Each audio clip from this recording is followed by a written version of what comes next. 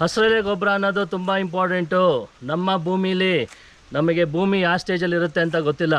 ಮುಂಚಿನ ಕಾಲದಲ್ಲಿ ಇದೆ 50 ವರ್ಷದಿಂದ ನಮ್ಮ ಭೂಮಿಲಿ ಕಮ್ಮಿ ಅಂದ್ರೂ 5% ಇರ್ತಾಯಿತ್ತು. ಏನೋ ಸಾವಯವ ಹಿಂಗಲ್ಲ, organic carbon content.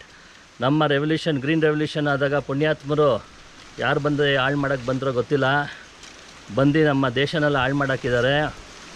World War III ಉಳಿದಿದ್ದಂಥ ಎಲ್ಲ ಯೂರಿಯಾನ ನಮಗೆ ತೊಗೊಂಬಂದು ಗಿಡಕ್ಕೆ ಹಾಕಿಸಿ ಸೈಂಟಿಸ್ಟ್ಗಳು ದುಡ್ಡು ಕೊಟ್ಟು ಪೇಪರ್ಗಳಲ್ಲಿ ಹಾಕಿ ನಮ್ಮ ಜನನ ಹಾಳು ಮಾಡಿದ್ರು ಇಷ್ಟು ವರ್ಷದಿಂದ.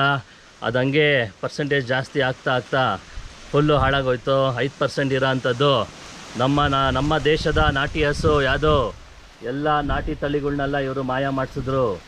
HF ತರಿಸಿದ್ರು, ಕ್ರಾಸ್ ಬೀಟ್ ತರಿಸಿದ್ರು, ಅದರ ಗೊಬ್ಬರ ಏನೂ ಯೂಸ್ ಇಲ್ಲ.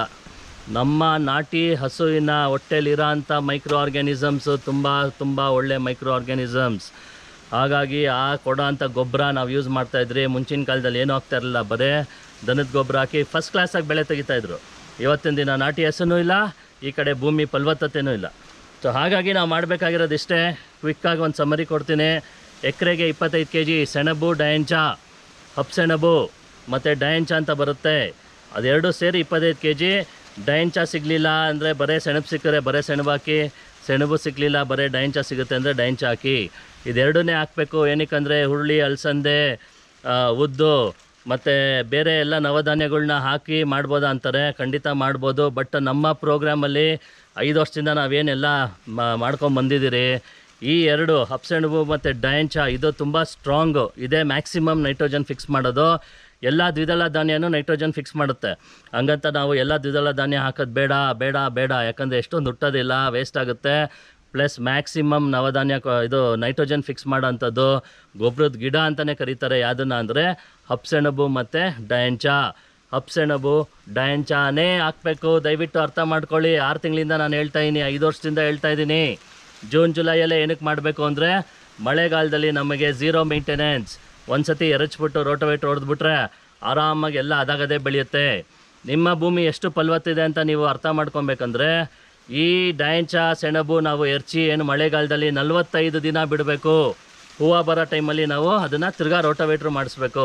45 ದಿನದಿಂದ ಹೆಚ್ಚು ಕಮ್ಮಿ 50 ದಿನಕ್ಕೆ ನಾವು ರೋಟೋವೇಟ್ರ್ ಮಾಡಿಸ್ಬೇಕಾಗುತ್ತೆ. ಇದನ್ನು ಫಾಲೋ ಮಾಡಬೇಕು, ತುಂಬ ಇಂಪಾರ್ಟೆಂಟು. ಇದು ನಿಮಗೆ 5 ಅಡಿ 6 ಅಡಿ ಬೆಳಿಬೇಕು, ಆವಾಗ ನಿಮ್ಮ ಭೂಮಿ ಫಲವತ್ತಿದೆ ಅಂತ ಅರ್ಥ. ಸೊ 45 ದಿನ 50 ದಿನ ಆದರೂ ನಿಮಗೆ 2 ಅಡಿ ಇದೆ, 3 ಅಡಿ ಇದೆ, 4 ಅಡಿ ಇದೆ ಅಂದರೆ ನಿಮ್ಮ ಭೂಮಿ ಫಲವತ್ತತೆ ಪರ್ಸೆಂಟೇಜ್ ಕಮ್ಮಿ ಇದೆ ಅಂತ. ಸೊ ಇದನ್ನೆಲ್ಲ ಹಾಕಿದಾಗ ನಿಮಗೆ 30 ಟನ್ ಗೊಬ್ಬರ ಸೇರಿಸ್ದಂಗೆ ಆಗುತ್ತೆ.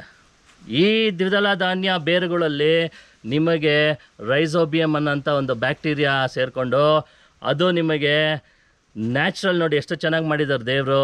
ಗಾಳಿಲಿರೋ ಅಂಥ ನೈಟ್ರೋಜನ್ ಎಲ್ಲಿದೆ? ನಾವು ಅನ್ಕೊತೀರಿ ಗೊಬ್ಬರದ ಅಂಗಡಿಲಿದೆ ಅಂತ. ಅಲ್ಲ, ನೈಟ್ರೋಜನ್ ಇರೋದು ನಿಮ್ಮ ಅಟ್ಮಾಸ್ಫಿಯರ್, ಗಾಳಿಲಿ ಇರೋದು ನೈಟ್ರೋಜನ್ನು. ಈ ನೈಟ್ರೋಜನ್ನ ಅದು ಸಿಂಬಯೋಟಿಕ್ ಸಿಸ್ಟಮಲ್ಲಿ ನಿಮಗೆ ತಗೊಂಡು ನಿಮಗೆ ಭೂಮಿಗೆ ಅದು ಸೇರಿಸುತ್ತೆ. 30 ಟನ್ ಸೇರಿಸುತ್ತೆ ನೈಟ್ರೋಜನ್ನು. 30 ಟನ್ ಗೊಬ್ಬರ ತರೋಕ್ಕಾಗುತ್ತಾ ನಿಮ್ಮ ಕೈಲಿ ಅಂಗಡಿಯಿಂದ? ಇಲ್ಲ. ತಂದರೂ ಲಕ್ಷಾನುಗಟ್ಟಲೆ ಖರ್ಚು ಮಾಡಿದ್ರು ಅದು ಆರ್ಟಿಫಿಷಿಯಲ್, ಇದು ನ್ಯಾಚುರಲ್. ನಿಮ್ಗೆ ಎರೆಹುಳಗಳು ಜಾಸ್ತಿ ಆಗುತ್ತೆ. ಯಾವಾಗ ಎರೆಹುಳಗಳು ಜಾಸ್ತಿ ಆಗುತ್ತೆ, ನಿಮಗೆ ಎರೆಹುಳಗಳು ದಿನಕ್ಕೆ ಅದು ಒಂದು ಕಡೆ ತೂತು ಮಾಡಿ ಹೋದರೆ ಅದೇ ಜಾಗದಲ್ಲಿ ವಾಪಸ್ ಬರೋಕ್ಕೆ ಅದಕ್ಕೆ ಗೊತ್ತಿಲ್ಲ. ಅದು ಒಂದು ಕಡೆ ಹೋಗಿ ತಿರ್ಗಾ ಅದು ಇನ್ನೊಂದು ಕಡೆ ಉಸಿರಾಡೋಕ್ಕೆ ಮೇಲೆ ಬರೋಕ್ಕೆ ಅದು ಆಚೆ ಬರಲೇಬೇಕು. ಸೊ ಲಕ್ಷಾನುಗಟ್ಟಲೆ ಎರೆಹುಳಗಳಾದಾಗ ದಿನಕ್ಕೆ ನಿಮಗೆ ಲಕ್ಷಾನುಗಟ್ಟಲೆ ತೂತುಗಳನ್ನು ಮಾಡುತ್ತೆ ಭೂಮಿಲಿ. ಸೊ ಈ ಭೂಮಿಲಿ ತೂತು ಮಾಡಿದಾಗ ಏನಾಗುತ್ತೆ, ಅಲ್ಲಿ ನಿಮಗೆ ಮಳೆಗಾಲದಲ್ಲಿ ಮಳೆ ಬಂದಾಗ ಚೆನ್ನಾಗಿ ನೀರು ಇಂಗುತ್ತೆ. ಸೊ ನೀರು ಭೂಮಿ ಒಳಗಡೆ ಹೋಗುತ್ತೆ. ಈ ನೈಟ್ರೋಜನ್ ಬ್ಯಾಕ್ಟೀರಿಯಾ ಜೊತೆ 45 ದಿನದಲ್ಲಿ ಕೋಟ್ಯಾನ್ ನ್ಯಾಚುರಲ್ ಸಿಸ್ಟಮಲ್ಲಿ, ಸಿಂಬಯೋಟಿಕ್ ಸಿಸ್ಟಮಲ್ಲಿ ನಿಮಗೆ ಸಿಕ್ಕಾಬಟ್ಟೆ ನಿಮಗೆ ನ್ಯಾಚುರಲ್ ಡೈವರ್ಸಿಟಿ ಫಾರ್ಮ್ ಆಗಿರುತ್ತೆ. ಸಿಕ್ಕಾಬಟ್ಟೆ ಹುಳಗಳು, ಮೈಕ್ರೋ ಆರ್ಗ್ಯಾನಿಸಮ್ಸು, ಸಿಕ್ಕಾಬಟ್ಟೆ ಅಲ್ಲಿ ಲಿವಿಂಗ್ ಸ್ಪೇಸ್ ಕ್ರಿಯೇಟ್ ಆಗಿರುತ್ತೆ ವೀಕ್ಷಕರೇ. ಸೊ ಯಾವಾಗ ಇಷ್ಟೆಲ್ಲ ಲಕ್ಷಾನುಗಟ್ಟಲೆ ಹುಳಗಳು ನಿಮಗೆ ಭೂಮಿನ ಎನ್ರಿಚ್ ಮಾಡುತ್ತೆ, ಜೊತೆಗೆ ನಿಮಗೆ ನೀರು ಇಂಗುತ್ತೆ, ಗಾಳಿ ಹೋಗುತ್ತೆ, ನಿಮ್ಮ ಭೂಮಿ ಲೂಸ್ ಆಗುತ್ತೆ. ಯಾವಾಗ ನಿಮ್ಮ ಭೂಮಿ ಲೂಸ್ ಆಗುತ್ತೆ, ಅಲ್ಲಿ ಏನೇ ನಾಟಿ ಮಾಡಿದ್ರು ನಿಮಗೆ ಬೇರುಗಳು ಬೇಗ ಆಳಕ್ಕೆ ಹೋಗುತ್ತೆ. ಸೊ ಬೇರುಗಳು ಆಳಕ್ಕೆ ಹೋದಾಗ ನಿಮಗೆ ತುಂಬ ಚೆನ್ನಾಗಿ ಸೂಪರಾಗಿ ಬೆಳೆಯೋಂಥ ರೀಸನ್ ಅದು ಒಂದೇ. ಇವಾಗ ಏನಾಗುತ್ತೆ ಅಂದರೆ ನ್ಯಾಚುರಲಲ್ಲಿ ಸಿಸ್ಟಮಲ್ಲಿ ನಿಮಗೆ ನೀರು ಒಳಗಡೆ ಎಳ್ಕೊಳೋದು ಗ್ರಾವಿಟೇಷ್ನಲ್ ಫೋರ್ಸ್ ಅಂತೀರಿ. ಅದೇ ನಿಮಗೆ ಮಳೆನೇ ಇಲ್ಲಪ್ಪ ಈ ವರ್ಷ, ಸಿಕ್ಕಾಬಟ್ಟೆ ಡ್ರೈ ಸೀಸನ್ ಆಗೋಗಿದೆ. ಅಂದರೆ ಕೆಪಿಲರಿ ಫೋರ್ಸ್ ಅಂದರೆ ಗ್ರಾವಿಟೇಷ್ನಲ್ ಫೋರ್ಸ್, ನೀರು ಒಳಗಡೆ ಎಳ್ಕೊಳುತ್ತೆ. ಕೆಪಿಲರಿ ಫೋರ್ಸ್ ಅಂದರೆ ಒಳಗಡೆ ಇರೋಂಥ ನೀರನ್ನು ಅದು ನ್ಯಾಚುರಲ್ ಆಗಿ ಆಚೆ ಮೇಲಕ್ಕೆ ಬರುತ್ತೆ, ಗಿಡಗಳಿಗೆ ನೀರು ಸಿಗುತ್ತೆ. ಸೊ ಮಳೆಗಾಲದಲ್ಲಿ ಯಾವತ್ತಿದ್ರೂ ನೀರು ಇಂಗಬೇಕು. ಸೊ ಈ ಥರ ನಿಮ್ಮ ಭೂಮಿ ಸಾಫ್ಟ್ ಇದ್ದಾಗ ನಿಮ್ಮ ಭೂಮಿಯಲ್ಲೇ ಅದು ನೀರು ಹೋಗುತ್ತೆ. ಯಾವಾಗ ನಿಮ್ಮ ಭೂಮಿ ಫಲವತ್ತಿರಲ್ಲ, ಬಂದಿದ್ದ ನೀರೆಲ್ಲ ಹರ್ಕೊಂಡು ಆಚೆ ಕಡೆ ಪಕ್ಕದ ಜಮೀನಿಂದ ಹೋಗಿ ಮೋರಿಗೆ ಹೋಗಿ ಸೇರಿಕೊಂಡು ಅದೆಲ್ಲ ಹೋಗಿ ಸೇರ್ಕೊಳುತ್ತೆ. ಸೊ ನಿಮ್ಮ ಭೂಮಿ ಮೇಲ್ಗಡೆ ಇರೋ 3 ಇಂಚು ಲೇಯರ್ ತುಂಬ ತುಂಬ ತುಂಬ ಫಲವತ್ತಾದ ಮಣ್ಣು ತುಂಬ ಇಂಪಾರ್ಟೆಂಟು. ಯಾವಾಗ ನೀರು ಹಿಂಗಲ್ಲ, ಅದು ಫಲವತ್ತು ಮಣ್ಣನ್ನು ಆಚೆ ಹೇಳ್ಕೊಂಡು ಹೋಗುತ್ತೆ. ನಿಮ್ಮ ಭೂಮಿಲಿ ಹೋಗ್ತಾ ಹೋಗ್ತಾ ಕೆಮಿಕಲ್ ಯೂಸ್ ಮಾಡೋರಿಗೆ ನಿಮ್ಮ ಭೂಮಿ ಬರಡು ಭೂಮಿ ಆಗುತ್ತೆ ಅಂತ ಹೇಳೋಕ್ಕೆ ಇಷ್ಟಪಡ್ತೀನಿ. ಮುಂದೆ ಆ ಪೀಳಿಗೆಗೆ ಏನು ಕೊಡ್ತೀರಾ ನೀವು? ಇವಾಗೇ ಕೆಮಿಕಲ್ ಹಾಕಲಿಲ್ಲ ಅಂದರೆ ಬೆಳೀತಾ ಇಲ್ಲ. ಇವಾಗ ಕೆಮಿಕಲ್ ಹಾಕಲೇಬೇಕು. ಕ್ಯಾನ್ಸರ್ ಜಾಸ್ತಿ ಆಗ್ತಾಯಿದೆ. ಮೊನ್ನೆ ತಾನೇ ಟಿ ವಿಲಿ ಶುಂಠಿಗೆ ಯಾರೋ ಸ್ಪ್ರೇ ಹೊಡಿತಾ 3 ದಿನಕ್ಕೆ ಸತ್ತೇ ಹೋದ ಹುಡುಗ. ಸ್ಪ್ರೇ ಹೊಡೆದು ಕೆಮಿಕಲ್ ಬಿಡಿ. ಝೀರೋ ಕೆಮಿಕಲ್ ನ್ಯಾಚುರಲ್ ಫಾರ್ಮಿಂಗಲ್ಲಿ ಕೆಮಿಕಲ್ಗಿಂತ ಜಾಸ್ತಿ ಪ್ರಾಫಿಟ್ ತೊಗೊಳೋದು ನಾನು ಹೇಳ್ಕೊಡ್ತಾ ಇದ್ದೀನಿ. ಫಾಲೋ ಮಾಡಿ, ಸಬ್ಸ್ಕ್ರೈಬ್ ಮಾಡಿ. ಸೊ ತುಂಬ ಇಂಪಾರ್ಟೆಂಟು ಹಸಿರೆಲೆ ಗೊಬ್ಬರ. ವೀಕ್ಷಕರೇ, ನಾವು ಲೀಸಿಗೆ ತೊಗೊಂಡ್ರು ಹಸಿರೆಲೆ ಗೊಬ್ಬರ ಇಲ್ಲದೆ ಖಂಡಿತ ಮಾಡಲ್ಲ. ನಾನು ಮಾಡಿದ್ರು ಫೇಲ್ಯೂರ್ ಆಗ್ತೀನಿ. ನಾವೇನಕ್ಕೆ ಬೇರೆಯವ್ರ ಜಮೀನಿಗೆ ಬಂದು ಗೊಬ್ಬರ, ದನದ ಗೊಬ್ಬರ ಹಾಕ್ಸಿ ನಿಮಗೆ ಇವಾಗ ಎಲ್ಲ ಹೆಚ್ಚು ಕಮ್ಮಿ 2 ಲಕ್ಷ ರೂಪಾಯಿ ಖರ್ಚಾಗುತ್ತೆ ಅಂದರೂ ನಾವು ಮಾಡಲೇಬೇಕು 11 ಎಕರೆಗೆ. ಏನಕ್ಕೆ? ಅದೇ ಫಸ್ಟ್ ಫೌಂಡೇಶನ್ ಇಲ್ಲದೆ ನೀವು ಮನೆ ಕಟ್ಟಿದ್ರೆ 5 ಫ್ಲೋರು ಫೇಲ್ಯೂರ್, ಮನೆ ಬಿದ್ದೋಗುತ್ತೆ. ಸೇಮ್ ಕಾನ್ಸೆಪ್ಟ್ ಅರ್ಥ ಮಾಡ್ಕೊಳ್ಳಿ. ಎಷ್ಟೊಂದು ಜನಕ್ಕೆ ಹೇಳ್ತಾ ಇದ್ದೀನಿ, ಕಾಂಪ್ರಮೈಸ್ ಆಗಂಗಿಲ್ಲ. ಜೂನ್ ಜುಲೈಯಲ್ಲಿ ಮಾಡಿ. ಆವಾಗ ನಿಮಗೆ ಸೆಪ್ಟೆಂಬರ್ ಅಕ್ಟೋಬರಲ್ಲೇ ಬಾಳೆ ಹಾಕಬೇಕು. ಸೆಪ್ಟೆಂಬರ್ ಅಕ್ಟೋಬರಲ್ಲಿ ಬಾಳೆ ಹಾಕಿದ್ರೆ ನಿಮಗೆ ಮುಂದಿನ ವರ್ಷ ಹಬ್ಬದ ಟೈಮು ಕರೆಕ್ಟಾಗಿ ಬರುತ್ತೆ. ನೋಡ್ತಾ ಇದ್ದೀರಾ ನೀವು ಒಂದೊಂದು ವೀಡಿಯೋಲು, ಪ್ರತಿಯೊಂದು ಫಸ್ಟಿಂದ ನಾವು ತೋರಿಸ್ಕೊಡ್ತಾ ಇದ್ದೀರಿ. 100 ಜನ ಸಕ್ಸಸ್ ಆಗಿರೋ ಸ್ಟೋರಿ ಇದೆ ನಮ್ಮ ಯೂಟ್ಯೂಬಲ್ಲಿ. ನೋಡಿ, ದಯವಿಟ್ಟು ಫಾಲೋ ಮಾಡಿ ಅಂತ ಹೇಳೋಕ್ಕೆ ಇಷ್ಟಪಡ್ತೀನಿ. Thank you. ನಮಸ್ಕಾರ ಎಲ್ರಿಗೂ.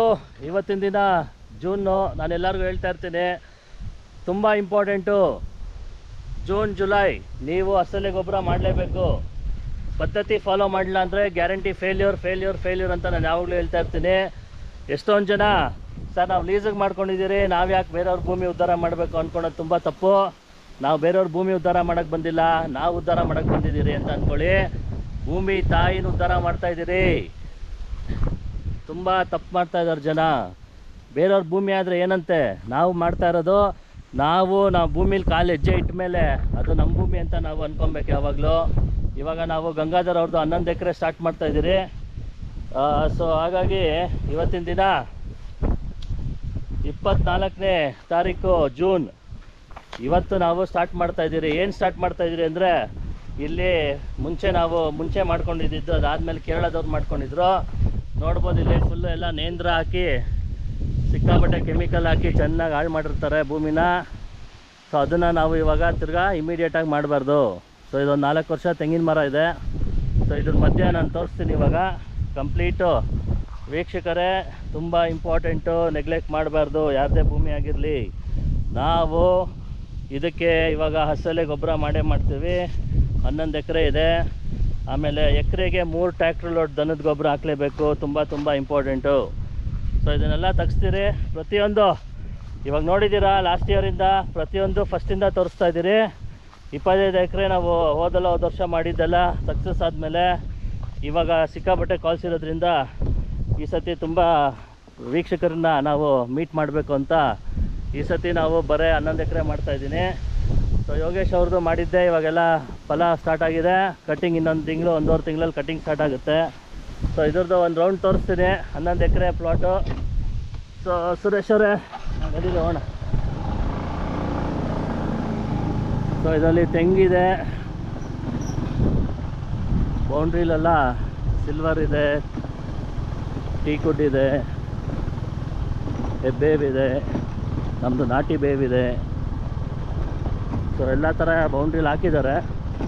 ಸೊ ಇದು ಕಂಪ್ಲೀಟು ಏನು ನೋಡ್ತಾ ಇದ್ದೀರಾ 11 ಎಕರೆ. ಇವಾಗ ನಾವು ಪ್ರತಿಯೊಂದನ್ನು ನಿಮಗೆ ಡೀಟೇಲ್ ತೋರಿಸ್ತೀನಿ ವೀಕ್ಷಕರೇ. ಸೊ ನನ್ನ ಜೊತೆ ಈ ವರ್ಷ 2025 ನನ್ನ ಜೊತೆ ಮಾಡೋರೆಲ್ಲ ಜೊತೆಗೆ ಮಾಡೋಣ. ನಾನಿಲ್ಲಿ ಏನೇನು ಮಾಡ್ತೀನಿ ನೀವು ಅದನ್ನು ಅಲ್ಲಿ ಫಾಲೋ ಮಾಡಿದ್ರೆ ಸಾಕು, ಬೇರೆ ಏನೂ ಮಾಡಬೇಕಾಗಿಲ್ಲ. ಹೊಸ್ದಾಗಿ ಮಾಡೋರು ಒಂಚೂರು ಚೇಂಜಸ್ ಮಾಡಬೇಡಿ. ನಾನು ತೋರಿಸೋದೆಲ್ಲ ಇಂಪಾರ್ಟೆಂಟೇ. ಹೌದು, ಎಷ್ಟೊಂದು ಜನ ಕೇಳ್ತಾರೆ ಸರ್ ಇದು ಇಂಪಾರ್ಟೆಂಟಾ, ಅದು ಅಷ್ಟೇ ಮಾಡಬೇಕಾ? ಹೌದು ಸ್ವಾಮಿ, ನಾನು ತೋರಿಸೋದೆಲ್ಲನೂ 100% ಫಾಲೋ ಮಾಡಲೇಬೇಕು ನೀವು ವೀಕ್ಷಕರೇ. ಫಾಲೋ ಮಾಡಲಿಲ್ಲ ಅಂದರೆ ಫೇಲ್ಯೂರ್ ಗ್ಯಾರಂಟಿ. ಲಕ್ಷಾನುಗಟ್ಟಲೆ ಹಾಕಿರ್ತೀರಿ, ಪಕ್ಕಾ ಮಾಡಬೇಕು. ಪದ್ಧತಿ ಫಾಲೋ ಮಾಡಿದ್ರೆ ಸಾಕು. ನೋಡ್ಬೋದು, ಈ ಕಡೆ ಅಡಿಕೆ ಇದೆ ಫುಲ್ಲು, ಮತ್ತು ಅರ್ಶಿನ ಹಾಕಿದ್ದಾರೆ. ಸೊ ಇಲ್ಲಿ ನಾವು ಈ ಕಡೆ ಇವಾಗ ತಿರ್ಗಾ ಬಾಳೆ ಹಾಕ್ತೀರಿ. ಬಾಳೆ ಹಾಕಿ ತಿರ್ಗಾ ಬಾಳೆ ಹಾಕಿದ್ರೆ ಬರೋಲ್ಲ ಅಂತಾರೆ, ನಾವು ಮಾಡಿ ತೋರಿಸ್ತೀರಿ. ಹೌದು, ಖಂಡಿತ ಬರೋಲ್ಲ. ಏನಕ್ಕೆ ಬರೋಲ್ಲ ಅಂದರೆ ಇದು ಹೆಲ್ಮೆಟ್ ತೊಗೊಂಬಿಡಿ, ಅಲ್ಲಿಡಿ. ಸೊ ಏನಕ್ಕೆ ಬರೋಲ್ಲ ಅಂದರೆ ಬಾಳೆ ಹಾಕಿದ್ಮೇಲೆ 5 ವರ್ಷ ಆದರೂ ಬಾಳೆ ಬರೋಲ್ಲ ಅಂತಾರೆ. ನಿಜಾನೇ, ಯಾಕಂದರೆ ಕೆಮಿಕಲ್ ಫಾರ್ಮಿಂಗ್ ಪದ್ಧತಿಲಿ ನಿಮಗೆ ಭೂಮಿ ಎಲ್ಲ ಬಾಳೆಗೆ ಏನು ಬೇಕೋ ಅದು ಎಳ್ಕೊಂಬಿಟ್ಟಿರುತ್ತೆ. ತಿರ್ಗಾ ನಾವು ಭೂಮಿಗೆ ತಿರ್ಗಾ ಫೀಡಿಂಗ್ ಮಾಡಬೇಕು. ಯಾವಾಗ ನಾವು ಭೂಮಿಗೆ ಫೀಡಿಂಗ್ ಮಾಡದೆ ಡೈರೆಕ್ಟಾಗಿ ತಿರ್ಗಾ ಬಾಳೆ ಹಾಕ್ತೀರಿ, ಆವಾಗ ಖಂಡಿತ ಫೇಲ್ಯೂರ್. ನೋಡಿ, ಇವರು ಕೇರಳದವ್ರು 2 ವರ್ಷ ಮಾಡಿದ್ದಾರೆ ಬಾಳೆ ಕಂಟಿನ್ಯೂಸ್ ಆಗಿ. ಮೊದಲನೇ ಕುಳೆ ಅವರು ನೇಂದ್ರ ಬಾಳೆ ಹಾಕಿ ಮೊದಲನೇ ಕುಳೆ ತಗೊಂಡಿದ್ದಾರೆ. ಇದು ತಿರ್ಗಾ 2ನೇ ಕುಳೆ ಹಾಕಿದ್ದಾರೆ. 2ನೇ ಕುಳೆನೂ ತಗೊಂಡ್ಮೇಲೆ ಇವಾಗ ಬಿಟ್ಟಿದ್ದಾರೆ. ನೋಡಿ, ಉಳ್ಕೊಳಕ್ಕೆಲ್ಲ ಏನೆಲ್ಲ ಮಾಡ್ಕೊಂಡಿದ್ದಾರೆ. Okay, no problem. ಸೊ ನೋಡ್ಬೋದು, ಇದನ್ನು ನಾವು ಕಂಪ್ಲೀಟು 11 ಎಕರೆ ಇದೆಲ್ಲ ಕ್ಲೀನ್ ಮಾಡ್ಸೋಕ್ಕೆ ಇವಾಗ ಸಿಕ್ಕಾಪಟ್ಟೆ ಖರ್ಚಾಗುತ್ತೆ. ಬಟ್ ಮಾಡಬೇಕು ಅಂದಮೇಲೆ ಏನೂ ಮಾಡೋಕ್ಕಾಗಲ್ಲ, ಮಾಡಲೇಬೇಕು. ನೋಡ್ಬೋದು, ಇದೆಲ್ಲ ರೋಟೋವೇಟು ಮಾಡಿದಾಗ ಎಲ್ಲ ಇಲ್ಲೇ ಗೊಬ್ಬರ ಸೇರ್ಕೊಳುತ್ತೆ.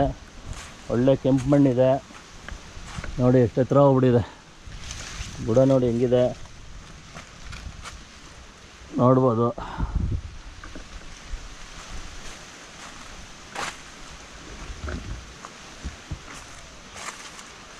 ಸೊ ಇದನ್ನು ನಾವು ಇವತ್ತಿನ ದಿನ ಲೇಬರೆಲ್ಲ ಪೈಪೆಲ್ಲ ಕಟ್ ಮಾಡಿ ಎಲ್ಲ ಕ್ಲೀನ್ ಮಾಡ್ತಾಯಿದ್ದಾರೆ.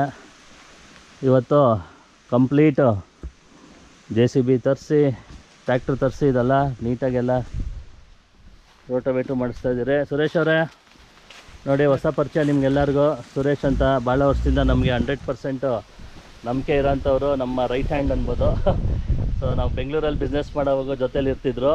ಈ ಸತಿ ಇವಾಗ ಅವ್ರ ಕೈಯಲ್ಲೇ 11 ಎಕರೆ ಪ್ರಾಜೆಕ್ಟ್ ಇವಾಗ ಅವ್ರ ಕೈಯಲ್ಲಿ ಕೊಟ್ಟಿದ್ದೀನಿ. ಸರ್ ನಮಸ್ಕಾರ. ಸುರೇಶ್ ಅವರೇ ನಮಸ್ಕಾರ. ಏನು ಅನಿಸ್ತಾ ಇದೆ ನಮ್ಮ ವೀಕ್ಷಕರಿಗೆ, ಏನು ಹೇಳಕ್ಕೆ ಇಷ್ಟಪಡ್ತೀರಾ? ನಿಮ್ಗೆ ಏನು ಎಲ್ಲ ವಸ್ತು ಅಗ್ರಿಕಲ್ಚರೇ ವಸ್ತು, ಅಗ್ರಿಕಲ್ಚರೇ ವಸ್ತು. ಫಸ್ಟ್ ಟೈಮ್ ಶುರು ಮಾಡ್ತಾ ಇದೀವಿ ಇವ್ರ ಜೊತೆ. ತುಂಬ ಸಂತೋಷ ಇದೆ. ನಾವು ರೈತರಾಗ್ತಾ ಇದೀವಿ, ನಾವು ಮಾಡ್ತೀವಿ ಅಂತ ಭರವಸೆಯಿಂದ ಬಂದಿದ್ದೀವಿ, ಮಾಡ್ತೀವಿ. Thank you.